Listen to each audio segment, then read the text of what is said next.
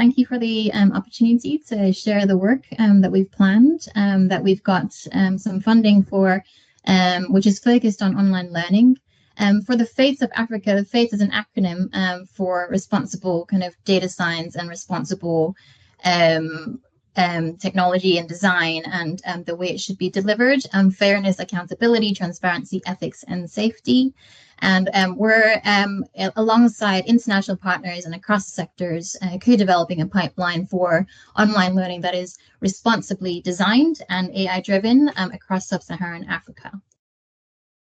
We've got colleagues from South Africa, led by Judy Van Bion, and also colleagues from the CSIR, also South Africa. We've got Stockholm University as another academic partner, and then some non-academic partners with education and also investing in people. So altogether, we've got about 4 countries represented there.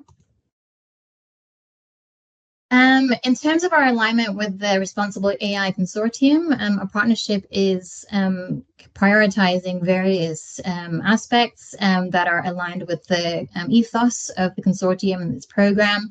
In terms of our goal, the pipeline encompasses considerations of every stage of innovation in online learning and education. In terms of our research project, we've deliberately been comprehensive, interdisciplinary, and cross-sector. In terms of the way we kind of prioritize the core priorities across our project, the cross-cutting considerations, we're always ensuring and checking into sustainability in the way we promote technological integration. And also the focal output will be a publicly available one, which should be relevant to every stakeholder represented in this pipeline for responsibly designed and delivered online learning. In terms of the nature of our work, what we're going to be what's involved, our work will involve co-developing this pipeline through basically a very expansive consultation process, which combines the Delphi method with public participation methods of getting stakeholder input. Cross-cutting across this process, this long process of consultation, will be the FAITS principles and AI in education principles that are pre-existing. We'll be thinking about sustainable integration of technology, ways in which we can ensure that international development is sustainable and equitable, and also the maturity model for technological integration, where we need to ensure not only that we integrate and introduce new technologies, but so that the kind of ecosystem at the local level is actually prepared to sustain that at the capability level themselves. So what we're actually doing in the first phase, that will be 6 months. We're 3 months into the first phase. Recruited a good postdoc who starts at the end of this week. And then we're going to start with within partnership consultations. And then in terms of the key areas that we should be taking into consideration for a pipeline like this, then in phase 2, it'll last 8 months. It'll involve within sector and between sector consultations, and there'll be sandpits and funding competitions for local stakeholders to try out different parts of the pipeline. And then phase 3 will involve a curation of the toolkits as a result of phase 1 and phase 2, and we'll launch it in UNISA at University of South Africa. And as part of the whole process, in all 3 phases, we'll have 2 instances of in-country engagement, one in Kenya or DRC, where we're going to actually put learners at the center and consult them regarding the key areas that a pipeline should involve in responsible and online learning, and also the toolkit that can be used across the ecosystem. We're going to launch that in South Africa and ensure that it's openly available and disseminated through existing teacher development networks. So why are we doing this work?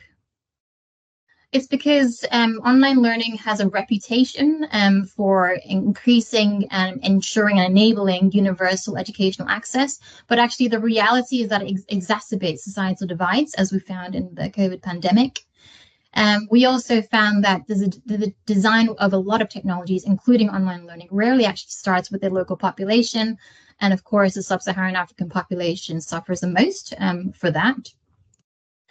Why else are we doing this? In terms of responsible AI, there's actually very little concrete guidance beyond responsible AI principles, even in the kind of big tech space, let alone within education and within online learning.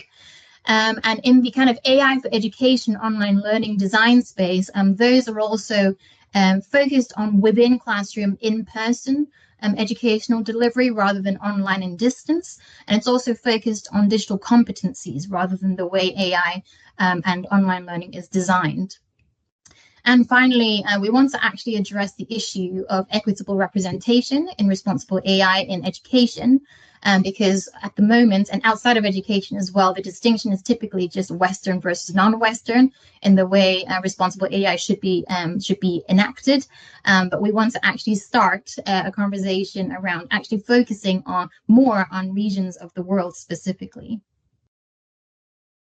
Finally, just to kind of echo the responsible aspect of the project, we have lots of opportunities to enact within our program responsible research and innovation. We have diverse representation across sectors and countries, and the nature and the design of the project is very much with EDI in focus. But the challenges are time constraints and kind of existing interpersonal and equity-related dynamics within the teams that are involved. And so we really want to try and subvert that and disrupt that during this program. So the way we're going to try and ensure responsible research and innovation in this project is that in every kind of consultation session, we'll have an RRI spot. We have responsible kind of research and innovation champions for every session. We'll be monitoring these between the consultations themselves. We'll ensure wherever possible that we make joint intellectual decisions regardless of the demographics of the members in the partnerships. And yeah, the whole design of the project is ecosystem wide and Pan-African in engagement. So we're literally just about to really launch the project, having recruited a postdoc. So please watch our social media, do email me if you want to get involved or get in touch.